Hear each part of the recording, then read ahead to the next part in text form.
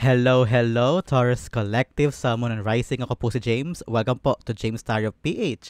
Diretso tayo sa inyong weekly reading for May 5 hanggang May 11. So Taurus, happy birthday sa mga nag-celebrate po sa mga araw na yan sa May 5 hanggang 11. Ano handa? Ano ang chika sa inyong mga celebration? Saan magko-party? Ano ang mga lulutuin? So make sure that you celebrate this new year na kaloob sa inyo ni God. This is a celebration of your life na nandito ka pa at nagagawa mo pa yung mga bagay na gusto mong gawin. May chance ka pa to achieve the things you want to achieve in your life. Pinibigyan ka pa ni God ng maraming opportunity. So celebrate it with the people that you love, with your family, with your friends. And also, time din to make a prayer and appreciate the life that you have right now. And also, I wish that your dreams do come true. Yung mga goals na gusto mong abutin, naway matupad mo at makamit mo. So, happy birthday sa mga Taurus dyan na nag-celebrate this time ng inyong birthday po. Congratulations and may all of your dreams come true. So, Taurus, sa inyong reading for today, kunin nyo lang po yung mga resonate kayo ha and leave the rest. Yung pong ibang impormasyon ay para po sa ibang Taurus yun. Kaya talasan nyo po ang inyong intuition so that makuha nyo po yung akamang messages na kaloob po sa inyo and yung spirit guide sa ating reading for today. Thank you po again sa mga nagdo-donate at saka po sa mga hindi nag-i-skip ng ads. Napakabait nyo po sa akin. Isa po yan sa mga ways to support our channel. So, thank you again for not skipping the ads. Maraming salamat po. So Taurus, ano ang naghihintay sa inyo ngayong May 5 to May 11? Inhale and exhale. At the center of your reading, you have the Eight of Swords. In the area of what you want, you have the Page of Wands. In the area of what you need, you have the Five of Cups. Okay, napakaganda. Pag-usapan natin to. In the area of what's affecting your current energy, you have the Queen of Cups. Pasensya na po kayo kung naririnig niyo yung mga aso sa labas. I really don't know kung paano pa sila makapatahimik. Especially at this time, gabi po ako nag-vlog. Hopefully, dapat tahimik sa labas, diba? Pero, hay nako, hindi ko talaga alam kung yung mga asong gala sa labas. In the area of your near future, you have the Empress card. In the area of your challenge, you have the Queen of Swords. In the area of your fortune, you have the King of Swords. Wow, the King and Queen is here, giving you the insight and knowledge. Congratulations. In the area of your divine advice, you have the King of Wands. At ang outcome mo this week, Taurus, you have the World card. Wow, an accomplishment, success, ending of a cycle, completion. Pag-usapan natin yan later. But first, at the bottom of your deck, you have, wow, Three of Cups celebration. Happy birthday, Taurus. You will be celebrating this time with your friends and family. Kapag may nagaya, go lang. Time to relax, time to party, time to enjoy, celebrate the life that you have. Especially here in your outcome, meron kayo celebrate talaga na malaki with you and your family. Congratulations. This is a card of manifestation for you to time daw na kilalanin mo rin yung mga na-accomplish mo, okay, pinagdaanan mo in the last year. Parang time din to of reflection for you, Taurus. Isipin mo daw kung ano na ba yung naganap from my life nung nakaraang birthday ko and ano yung mga prayers ko noon na possibly naganap this time around and ano pa yung mga dagdag goals mo this time. So make sure that you also have some reflection while you're celebrating this time and also magkaroon ka daw ng definitive plan next. Ano naman yung next for Taurus? Kasi merong excitement daw na dala yun na magbibigay sa'yo ng motivation and dedication to pursue more in your life. Okay, Taurus? So, start na tayo sa ating reading habang nagkakahulan sila sa labas. I'm so sorry sa inyo ha. Wala talaga akong magagawa sa mga yan, sa mga asong kalye na yan. Okay, at the center, you have the Eight of Swords. Sabi dito, this time around, meron kang mga bagay na parang feeling mo stuck ka, Taurus. Meron ka bang mga pinopursue this time and you feel like there's no other way to get this o feeling mo mahina ka o feeling mo hindi mo kayang gawin? Meron bang task sa'yo o new job or new opportunity and you're thinking, I'm not good enough? Kina-question mo rin ang sarili mo kung deserve ko ba to? O kaya ikaw, iniisip mo din na parang this is not the right opportunity, no one is helping me, o baka nag-overthink ka lang, Taurus. So ito yung nag-uugat sa mga duda. Pinagdudahan mo ang sarili mo, pinagdudahan mo yung kapalaran mo, pinagdudahan mo siguro yung opportunity, parang akin ba talaga to? Is this really for me? Ako ba yung right person to do this? So may mga bagay sa buhay mo ngayon na hindi mo alam kung paano siya lusutan o i-accomplish o gawin, no? So I'm seeing here talaga na celebrate it first. May opportunity o may ginagawa ka this time na parang feeling mo stuck ka. Parang sabi sa'yo ng spirit guides mo, uy, why not change your perspective sa bagay na ito? Halimbawa, meron kang bagong trabaho, and then daming aasikasuhin na tayong bubusiin, and feeling mo hindi mo pa to alam totally, hindi mo pa alam gawin, hindi mo pa gamay. So sabi sa'yo ng spirit guides mo na imbes na mag-worry ka, i-celebrate mo na lang na at least meron ka. Meron kang job na pinoproblema, meron kang endeavor na kailangan mo lagpasan because may isipin mo mabuti, pag nalagpasan ko to, wow, may opportunity ako, may blessing ako. So yun na lang daw isipin mo. Always celebrate an opportunity and don't focus on the negativity. Huwag mo daw i-overthink this time, Taurus, okay? You have a beautiful, beautiful energy, especially time mo ito. Taurus era tayo ngayon, di ba, Taurus? So this time around, parang itanggalin mo yung takot, kaba at alinlangan because the energy you have right now is in your favor, okay? The Eight of Swords being clarified by the Sun card, yes. Mag-focus ka lang daw sa positive. Huwag daw sa mga negative. Lagi mo daw isipin yung strength mo more than your weaknesses. Malakas ka, magaling ka, kaya mo. Alam mo kung pagdudahan mo ang sarili mo sa trabaho na yan, sa posisyon na yan, sa ginagawa mo. Minabasa ko yesterday, sabi dun sa isang quote, hindi ibibigay o itatanim ni God sa puso mo at isip mo ang trabaho na yan o ang plano na yan o ang goal na yan kung hindi yan karapat dapat para sa'yo. Halimbawa, may trabaho ka ngayon o may goal ka, pero hirap na hirap ka, feeling mo walang magagawa. Lagi mo isipin na, hindi siguro ibibigay sa akin to ni God kung hindi to para sa akin. This time around, I need to prove myself to God that I really and truly deserve this blessing.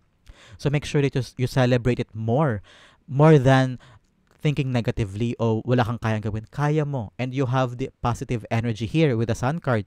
You have the freedom to do it. You have the, I don't know why, parang meron kang kalakasan to do it. Kaya lang, don't dim your own shine.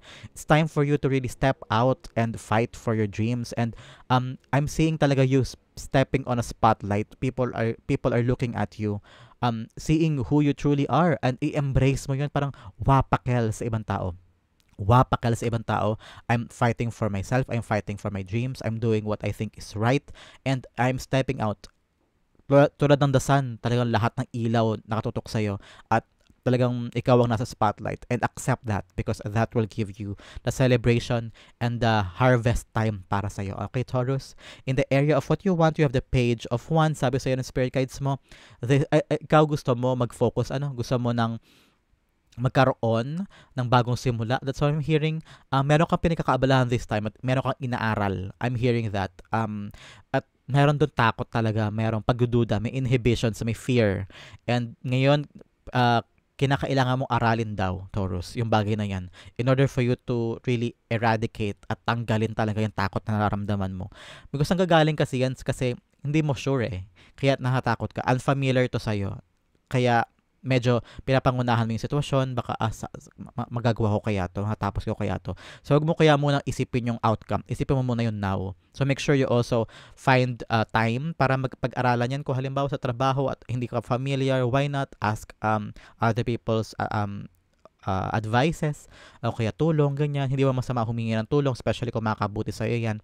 Pero make sure this time na maglaan ka doon ng oras para pag-aralan ng isang bagay, huwag ka matakot, and focus on this. And walang magiging problema, okay? The Page of Wands being clarified by the Page of Pentacles. Wow, 2 pages. Kailangan daw talaga pag-aralan ito. This is like you studying things. Kasi on dalawang pages, it's all about you learning more, Taurus. Learning more on a certain endeavor. Nag-aaral ka ba ngayon? O kaya meron ka bang certain trabaho? Inilipat ka ba from one department to the other?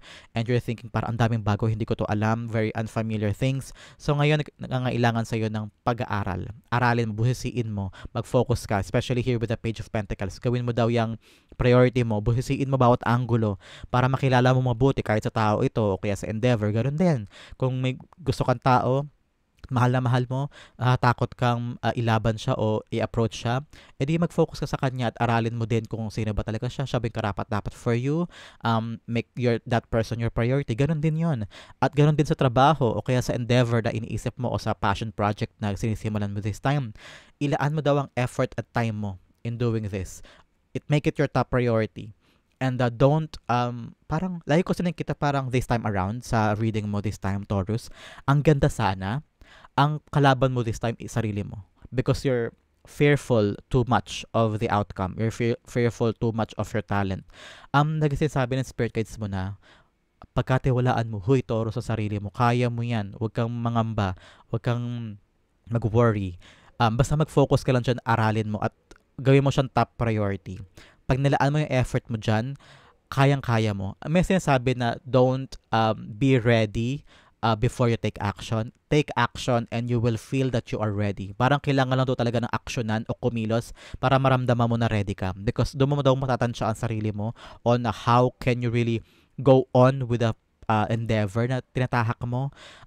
Hindi daw kailangan lagi ready. Parang sometimes you just learn as you go. At kung lagi mo daw iisipin na ready ka sa isang bagay, kailangan mo na ready ako. Kailangan mo na handa ako. Kailangan mo na kompleto ang gamit ko. Kailangan mo na okay muna ako. Kasi pag ganun, ang tagal mangyayari yun. Kasi kailangan mo pang hintayin eh. So sometimes you just have to do it now. Kung may tawag ang damdamin mo, do it now. Okay? In the area of what you need, you have the Five of Cups.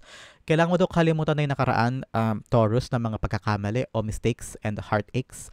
May past experiences ka ba, Taurus, na hanggang ngayon dinidibdib mo pa? Siguro nagre-replay pa sa isip mo na paulit-ulit yung mga bagay na nangyari before, whether sa past lover yan o past job or past endeavor na parang ikaw yung nadehado, ikaw yung nasaktan o ikaw yung feeling mo unfair yung treatment. And meron din sa inyo na parang hindi mo pa mapatawad ang sarili mo sa nangyari. So this time around, make peace with your past. Parang this time around, tuldukan mo na daw yung past and move forward ka na with the Two of Cups. Marami pa naghihintay sa'yo. Marami ka pang opportunity na pwedeng gawin. So make sure that you are turning your back sa mga bagay, sitwasyon o tao na tapos na.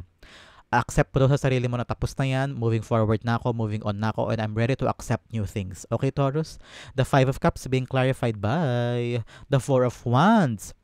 So, may paparating sa yung milestone, Taurus, this time. Focus ka lang daw sa mga new goals. Gusto mo ba mag-aral ulit? Gusto mo bang magkaroon ng bagong karelasyon? O gusto mo bang magkaroon ng anything that requires you on leveling up sa buhay? Parang this time around, focus ka na lang daw sa mga new endeavors. Yung nakaraan daw, yung past, especially with the Five of Cups, yung mga nakaraan daw, tapos na yun. Panahon na to para sa'yo na mag-commit ng mga bagong pangarap, bagong endeavor, bagong opportunity. Malakas sa'yo ang oportunidad this time. Kaya mo, kakayanin mo. So make sure na tanungin mo sa sarili mo, ano ba yung mga goals na gusto kong kunin? Makapag-abroad, makahanap ng better job, magkaroon ng sarili kong pamilya, ganyan. So make sure that this time around, meron kang bigger goals. Like I've said kanina, with the Three of Cups as your background, meron kang dapat new goal as you celebrate your birthday.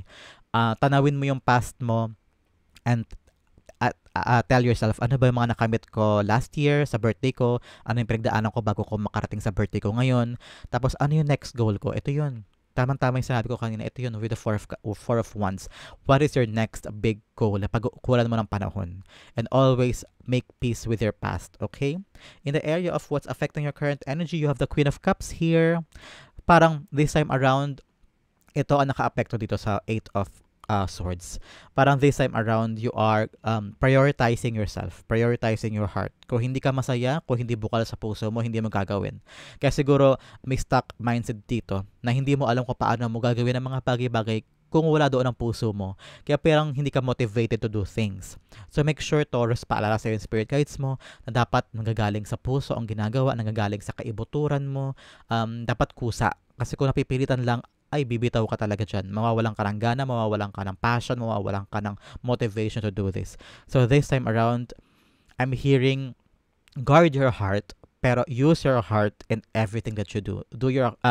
Do things with passion, do things with love, at sinasabi ko sa iyo, walang magkakamali, wala kang pagsisisihan because ginamit mo ang puso mo. Di ba sabi nga nila kapag nagkamali ka sa isang bagay o walang pinatunguhan yung isang bagay, may realize mo, ay okay lang kasi minahal ko naman yun. Ay okay lang kasi gusto ko naman yun. Kaya okay lang kahit walang nangyari.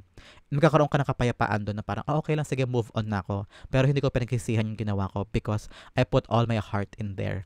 And decision ko naman yun at masaya ako doon. So parang ganun daw. Ganun yung energy this time para makawala ka na dito sa Eight of Swords mindset mo. Always think positive that whatever happened, happens for a reason. And just use your heart this time. Protect yourself also. Tama yun. Protect yourself, protect your heart, but always use it in the approach of things at hindi ka maliligaw, okay? The Queen of Cups being clarified by the Ten of Cups, yes. Kung hindi ka masaya talaga with the Ten of Cups, kung hindi to para sa mga mahal mo sa buhay, kung hindi to para sa dahilan kung bakit ka bumabangon araw-araw at bakit mo ilalaban ang bagay na to, para saan pa ba, di ba? So make sure that you are happy with every decision that you make. Use your heart, and dapat nanggagaling sa kaligayahan yung pursuit mo. Kasi kung hindi naman yan para sa kaligayahan mo, para saan pa, di ba? Hindi ka naman napipilitan, especially with the things that you are required to do. Kung ito ay obligation mo at responsibility mo, find your heart and find the love that you can get from that para mahanap mo yung enough motivation to pursue it at ilaban pa siya. Okay, Taurus?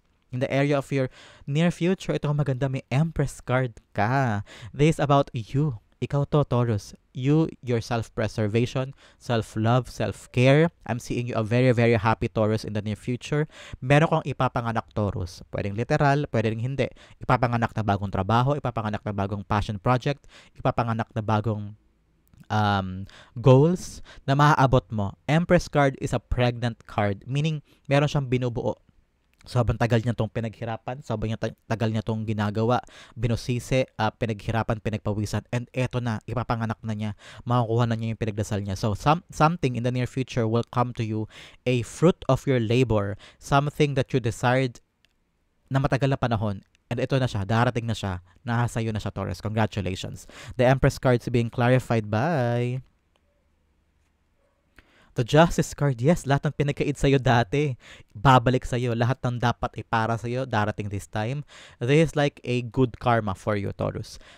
Kung ano yung mga bagay dati na parang pinalagpas mo, sinakripisyo mo because for other people, narinig ni universe, ni God, yung parang sacrifice mo, yung parang good heart mo. And now, kung ano yung pinagkait before na dati hindi mo ginawa, ngayon, lalabas na this time, makukuha mo na siya. And you will get it. This is like a manifestation of a dream. So, yakapin mo ito. This is like a good karma. Parang ito ay talagang para sa'yo because pinagkait sa'yo to before. Ngayon, open arms mo siyang tatanggapin. Congratulations. Ang yung challenge this week, Taurus, you have the Queen of Swords. Naku, this time around, magkaroon ka doon ng kalakasan at power to say no if you don't want to do it. Say yes to things that you want. Parang this time around, magkaroon ka ng boses, magkaroon ka ng power at kalakasan to do things and approach things. Parang kung kailangan mo magsalita ka, ikaw dapat ang mag-approach. Halimbawa, may gusto kang trabaho, ikaw lalapit, ikaw magtanong ka, huwag ka mahiya magtanong. Sabi nga nung sikat na quote, wag na wag ka mahiya magtanong, wag ka maghiyang mag-voice out ng opinion mo. Your voice matters, Taurus, kaya wag ka mahihiya if you want to say something. But make sure that pinag-aralan mo muna sasabihin mo, ha, birosisi mo muna. Make sure that it comes from good intention para hindi ka rin magkaroon ng problema with other people. Pero this time around, make sure to say no on things that you don't want to do. Hindi masama yun at hindi rin yun selfish because pinapreserve mo lang at inaalagaan mo lang sarili mo. Pag ayaw mo at magkaroon ka ng kalakasan doon and have the courage to walk away to things na alam mo hindi para sa'yo. Kahit na feeling mo baka maka-offend ka, pero kung nararamdaman mo talaga na hindi mo kaya. At okay lang yun. Kung hindi nila maintindihan yun, ay problema na nila yun at hindi mo na problema yun, okay? Also, magkaroon ka doon ng clear vision of your future. Ano ba talaga ang gusto makamit ni Taurus? Yan daw ang kailangan mong busiin this time. The Queen of Swords being clarified by the Five of Pentacles. Yes, especially with the people around you na feeling mo ay hindi na nakatulong sa'yo o feeling mo pinabayaan ka o feeling mo struggling ka because of them. O parang feeling mo nalagay ka sa isang alanganing sitwasyon because of other people's mistakes and sins or weaknesses or kagagawan. So parang ikaw na-realize mo this time, you have the power and energy to realize na parang okay, hindi pala sila for me. Mali pala tong mga taong sinasamahan ko. Mali pala tong sitwasyon na ginagawa ko. Hindi pala to yung dapat daan. So ikaw magkakaroon ka ng malinaw na isip na okay, stop na yan, ayoko na yan. Hindi ko na kayo friends o hindi ko na kayo dapat dalhin pa sa buhay ko. I'm ready to move on myself and pursue the things para makawala sa struggle na ito. Parang this time around, isipin mo na lang yung strength mo at yung kalakasan mo to fight and forget all the weaknesses. Huwag mong bigyan ng buhay yung weaknesses mo, yung kahinaan mo, and putulin mo daw yung connection mo with the people na nagdudulot sa'yo ng struggle na yan, Taurus.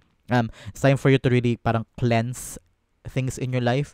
Yung mga tao na nagdudulot sa iyo ng struggle, kailangan mo nang putulin, ugnayan mo sa kanila kasi kung paulit-ulit mo silang nami-meet, paulit-ulit mo silang tinadala sa circle mo, sa buhay mo, ay paulit-ulit bumabalik yung energy of struggle. So make sure that you know your people, you know the things na kailangan mong gawin for your future para matigil yung cycle of struggle, okay? In the area of your fortune, you have the King of Swords. You have the Queen in the challenge, and you have the King in the fortune. Diba? Tandem sila. King of Swords as your fortune is you have now the clarity. Kung dito nangangailangan ka ng tibay na loob at sa kalakas to say no and stop things, put boundaries to things, ikaw naman ngayon may pag-action with the fortune card dito with the King of Swords. So parang this time around, actionan mo na. Yun ang kulang mo this time. Ito, aalamin mo kung ano yung mga bagay na hindi pwede sa'yo at ayaw mo. Ito naman sa pag-action. Actionan mo, sabihin mo, wag kang mag-mince words. Wag kang mahiya, wag kang mag-alinlangan. Kung yan ang pangarap mo, yan ang gusto mo, gawin mo. And don't be apologetic because this time around you are right. This time around, para sa future mo to. This time around, nilalaban mo lang yung gusto mo. So make sure that this time you are fighting for yourself. Speak up. Walang masama magsalita and say no if you don't want to do it. King of Swords is a very, very powerful card on paninindigan. So make sure panindigan mo this time yung mga desisyon mo at ilaban mo yung mga gusto mo, okay? At think smart. This time around, may mga desisyon ka na ang ilangan ng iyong talas ng isip, okay? The King of Swords being clarified by the Two of Pentacles, yes, all about choices and balance sa buhay. Kung parang this time around, kung ano na lang daw yung importante, kung ano yung mahalaga sa'yo, yun daw ipaglaban mo, yun ang asikasuhin mo. Yung iba na hindi mahalaga sa'yo, yung parang feeling mo, ano ba to? Dagdag problema lang to, dagdag lang to sa aking mga alalahanin. Putulin mo na yung ugnayan mo doon, parang okay na yan. Halimbawa, this is a very light example. Halimbawa, marami kang may Netflix ka, meron ka pang Prime Video, meron ka pang Disney Plus, meron ka pang iba pang app, meron ka pang Max, HBO Max. And then you realize, ano ba yan? Ang dami-dami ko namang kailangan asikasuhin at bayaran. Putulin mo na yung iba doon na hindi mo ginagamit at ma-realize mo na, ay, ako lang naman gumagamit ng isang app na yun, huwag na lang yun. So magkaroon ka ng desisyon to cut things and i-prioritize yung mas mahalaga this time para mas bumilis yung mga growth and energy sa life mo. At mas bumilis yung action, yung energy, yung parang mas ipaprioritize mo na lang yung mas mahalaga at yun na lang yung panghahawakan mo at mas lalabas yung good result from that. So, very light example ko lang kanina pero parang ganun. Kung ano yung mga bagay na pinanghahawakan mo sa buhay mo, baka meron dyan na hindi mo na kailangan, tanggalin mo na, putulin mo na, okay? In the area of your divine advice, you have the King of Wands. King of Wands is like vision of what you truly want.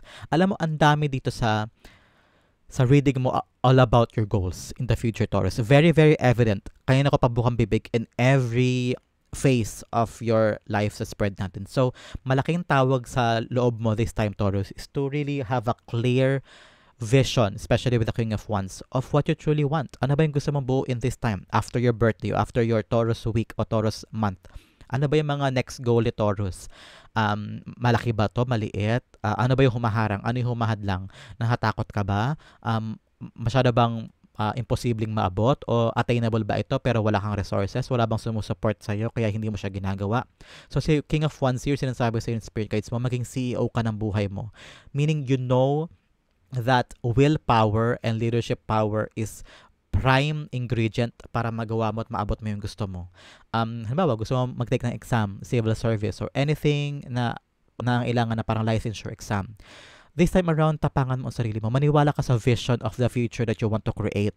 Doon manggagaling yung lakas ng loob mo to fight for it. Huwag ka daw magkaroon ng alinlangan. At huwag ka makikinig sa criticism or pandadown sa'yo ng ibang tao. Kung talaga naniniwala ka na yun ay para sa'yo, ilaban mo, okay? The King of Wands being clarified by the Ace of Swords. Yes, clarity. Ace of Swords all about clarity of the mind.